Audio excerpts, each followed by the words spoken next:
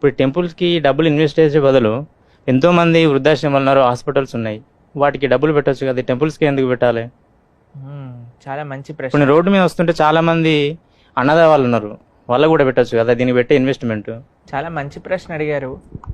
మీరు ఎప్పుడైనా ఇదే ప్రశ్న ఎవరైనా మాల్ కడుతున్నప్పుడు వాళ్ళకి వెళ్ళి చెప్పారా?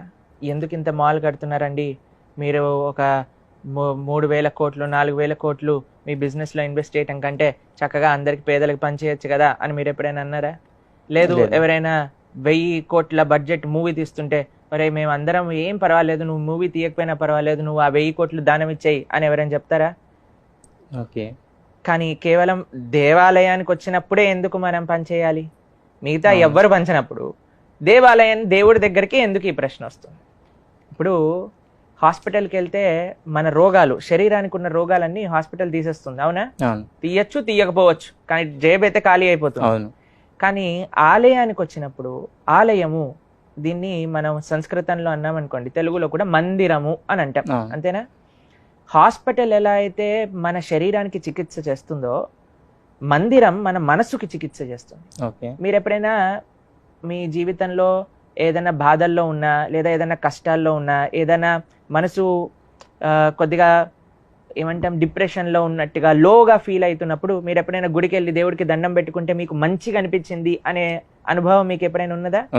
ఉందా? మీకుందా పర్సనల్ గా? దానికోసమే గుడి కావాలి. మందిరము అని అంటే మనస్సుకి చికిత్స చేసే ఒక వ్యవస్థ. ఒక ఆలయం వల్ల, ఇప్పుడు సపోజ్ అయోధ్యలో రామాలయం అనుకుందాం, కొన్ని కోట్ల డబ్బులు కట్టి ఆ అయోధ్య రామాలయం నిర్మాణం అయింది.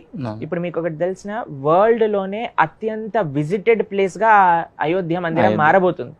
ఎంతమందికి జీవన ఉపాధి, ఎంతమంది కార్మికులు పనిచేశారు, ఎంతమంది ఇంజనీర్లు, ఎంతమంది ఆర్కిటెక్ట్స్, ఎంతమంది బిజినెసెస్ చేస్తున్నారు. ఇప్పుడు ఎయిర్పోర్ట్ వ్యవస్థ, ఎకానమీ ఎంత పెరిగింది అక్కడ.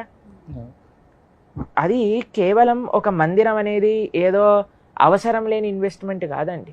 మన అలా ఉండుంటే మన రాజులు అంతంత కష్టపడి ఎందుకు మందిరాలు నిర్మించారు పూర్వకాలంలో? సినిమా థియేటర్ నిర్మించుంటే అయిపోయేది కదా, మనందరం హాయిగా సినిమాలు చూసేవాళ్ళు. సినిమాకి వెళ్ళి చూసి బయటకు వచ్చాక ఏ మోటివేషన్ రాదు, మనకి డిప్రెషన్ వస్తుంది, అనవసరంగా డబ్బులు తగిలేసాం ఈ సినిమాకి అని. కానీ గుడికి వెళ్ళి వచ్చినప్పుడు ఎప్పుడు మనకు అలా అనిపించదండి. మందిరము అని అంటే ఎక్కడైతే భగవంతుడు కొలువై ఉంటారో ఆ స్వామి యొక్క శక్తి.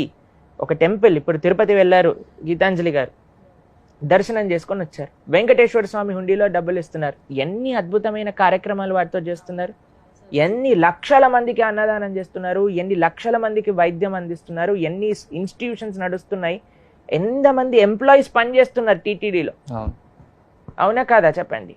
కాబట్టి everything has its own role to play.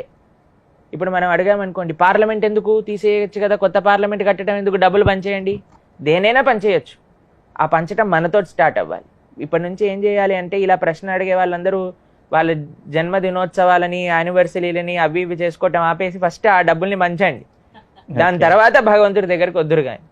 కానీ మా స్వామి ఏమన్నాడుగా పాపం, ఇలానే నవ్వుతుంటూ ఉంటాడు కాబట్టి అందరు దేవుడిని టార్గెట్ చేయడానికి ప్రయత్నం చేస్తారు.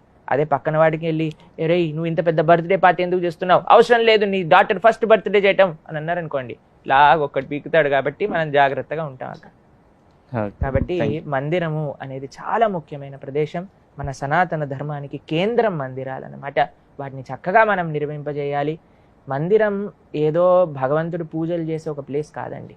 అది వ్యక్తులు వెళ్ళినప్పుడు ట్రాన్స్ఫర్మేషన్ని కలిగించే ప్లేస్, మార్పుని, మనస్సు యొక్క మార్పు. దాంతోపాటు మీరు చూసారనుకోండి, మందిరంలో సర్వీస్, ఎంగేజ్మెంట్ ఎన్నో ఉంటాయి. కాబట్టి మందిరము అనేది మన సనాతన ధర్మానికి కేంద్ర బిందువు. ఓకేనా? ఓకే, సంతోషం, థ్యాంక్ యూ.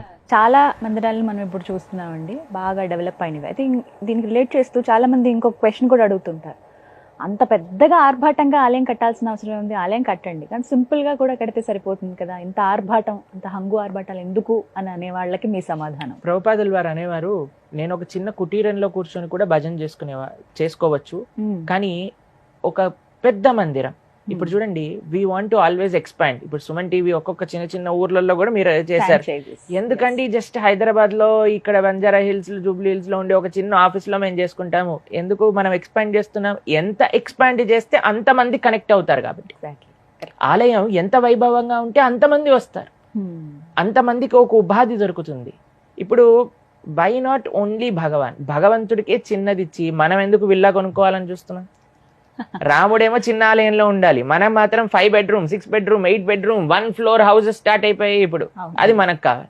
మరి మనం లగ్జరీని సాక్రిఫైస్ చేసుకోలేకపోతున్నా, కానీ రాముడికి మాత్రం చెప్తున్నావు, అయ్యా నువ్వు ఆల్రెడీ 500 సంవత్సరాలు టెంట్లో ఉండు, ఇంకా నువ్వు అలానే కంటిన్యూ అయిపో, మేము మాత్రం హ్యాపీగా మేము 3 bedroom 6 bedroom ఫ్లాట్ కొనుక్కొని ఉంటాము. దట్ ఈస్ నాట్ ఫేర్ కదా. కాబట్టి మనకి బెస్ట్ భగవంతుడికి ఇవ్వాలి. యథా తరోర్ మూల నిచేచనేన తృప్యంతి తత్స్కంద భుజోపశాఖ అని భాగవతం చెప్తుంది. ఇప్పుడు చూడండి, ఒక చెట్టు పెరగాలి అంటే మొదట్లోకి నీళ్లు పోయాలి. పోసారనుకోండి చెట్టు ఆటోమేటిక్గా పెరుగుతుంది కదా, పూలు వస్తాయి, కాయలు వస్తాయి, పండ్లు వస్తాయి. భగవంతుడు ఈ జగత్తుకి మూలం. ఆ స్వామికి మాని మనం సేవ చేయగలిగితే, ఆ స్వామికి కానీ మనం మంచిగా ఫెసిలిటీ ఏర్పాటు చేయగలిగితే, జగత్తుకి మొత్తం కూడా మంచి ఫెసిలిటీ ఏర్పాటు అవుతుంది. అది సీక్రెట్. కాబట్టి ఎలా అయితే మొదల్ని కాపాడుతామో అలా ఆలయాన్ని, భగవంతుడిని కాపాడాలి. అది మన అందరి బాధ్యత.